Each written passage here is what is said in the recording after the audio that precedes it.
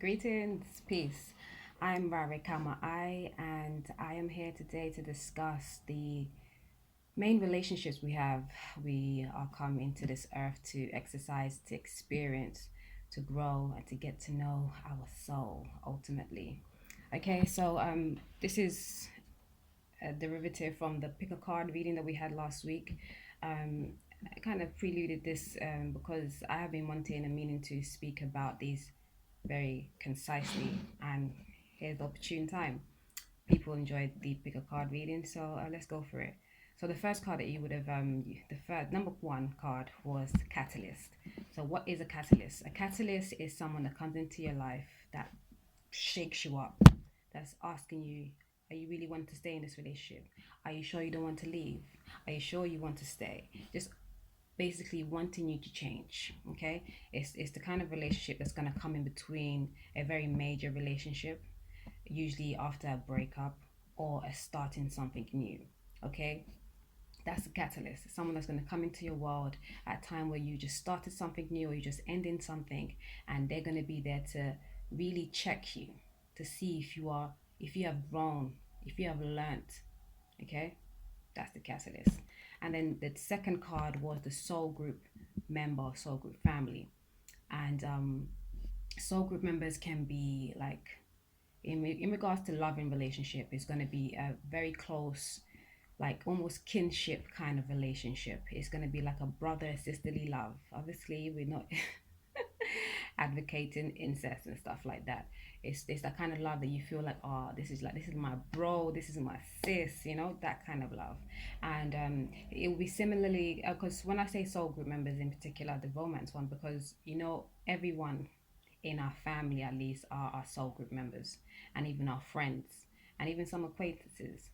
Okay, let's not deviate too much. The third card is the karmic soulmate, okay, which is most spoken about. The karmic soulmate is one that is riddled with lessons for you, okay, and it's always lessons for you to grow up and beyond, okay. And so the karmic soulmate is the hardest one to fathom, it's the hardest one to deal with because it's the most heart wrenching, the most, I mean, it's not the most, it's the most taxing actually, because you have to learn a lot. Okay, it's like a grueling exam, the karmic lesson or the karmic soulmate.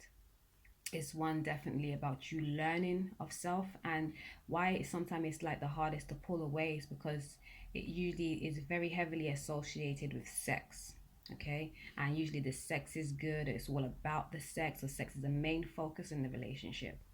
All right, and the other really like telltale sign of a karmic relationship is there's always lessons. Okay, and it's not just like a lessons, there's lessons in everyday life, but with this karmic lesson, with this karmic soulmate, you have to unearth yourself. There's things you have to check about yourself. Those things that you go through is always about self-worth. Okay, realizing what you actually want, it's about learning who you are, who you truly are. That's the telltale signs for the karmic soulmate.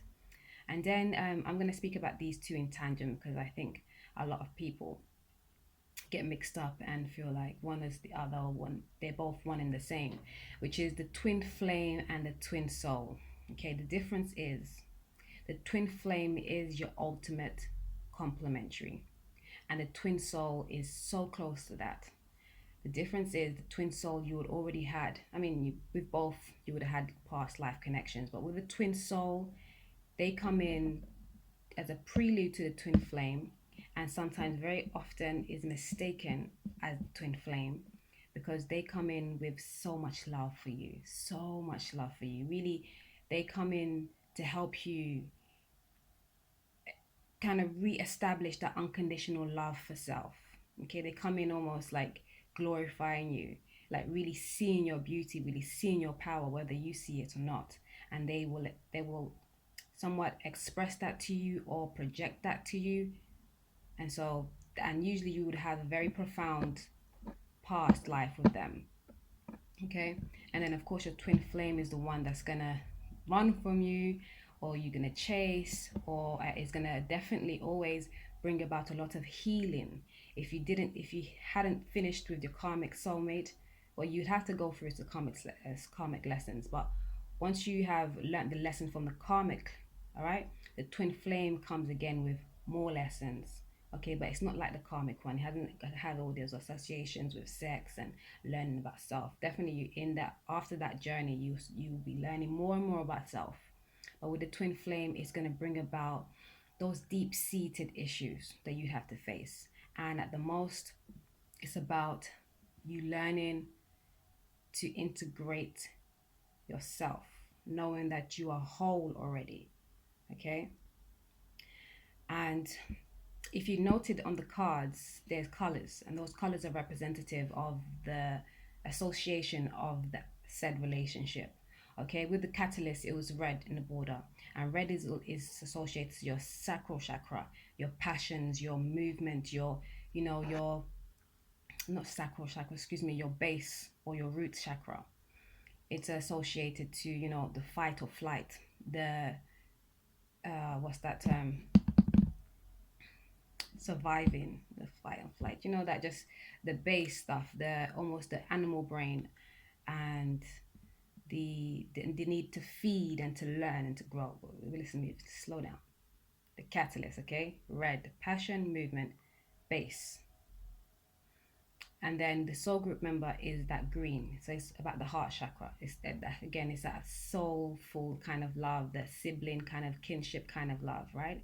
And then the karmic is orange, and it's associated to your sacral chakra. Again, sex and learning, right?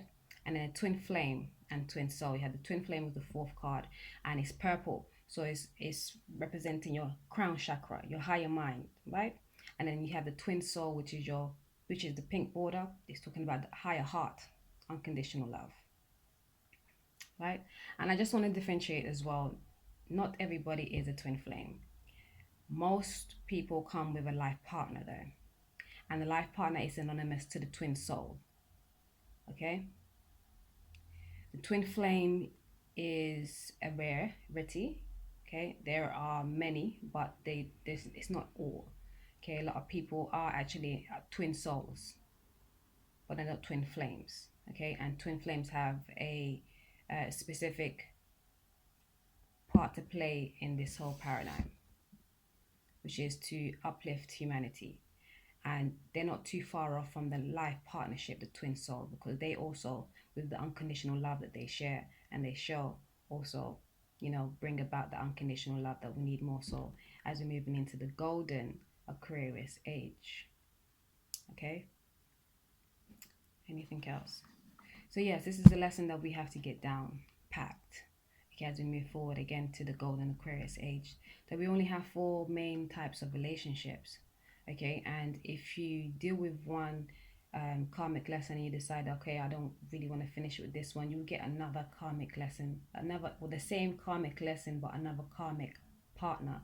So if you want to run through 10 of those and 15 of those, that's up to you. Or you can deal with that first one that you get, learn your lessons and keep it pushing onto the next.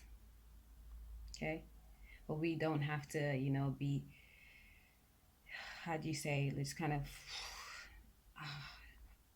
I want to say so many words are coming to mind, like depleting, wasting, ushering out our energies, because every time we exchange sexually, physically, emotionally, spiritually, we connect to these people. And so it's very hard for us to ascertain and garner our own strengths, our own power, if we're just kind of like oozing our energy everywhere, oozing out our energy everywhere. Okay, so that's why celibacy, although can be seen as so many different kind of ways, is a thing. It really helps, but I don't know, I'm not an advocate for anything really, not celibacy or anything. I'm not celibate, but I haven't been having sex, right? Because to put that title on it wouldn't make sense, because when I come into my union, we're gonna get it popping. But because I'm not with my partner right now, I'm not dealing like that with anybody else, right? So that's what that is. But yes, it's a great way to garner your strength and not deplete it. Because remember, every time we have sex, we absorb the other person's energies. And if we're getting to know ourselves, learning who we are, mixing our isms up with someone else's ism misconstrues things. Okay? I hope you enjoyed it. If you have any questions, do please contact me at rarekaba9mystics at gmail.com. Almost forgot there. And anything else? No, otherwise you can always message Upright Root and I'll get round to it. You know? Thank you so very much for listening, and I hope you enjoyed again. And yeah, let me know what else you want to see for next week. I'm here every Saturday, every Saturn day. Okay. Have a beautiful one. Peace.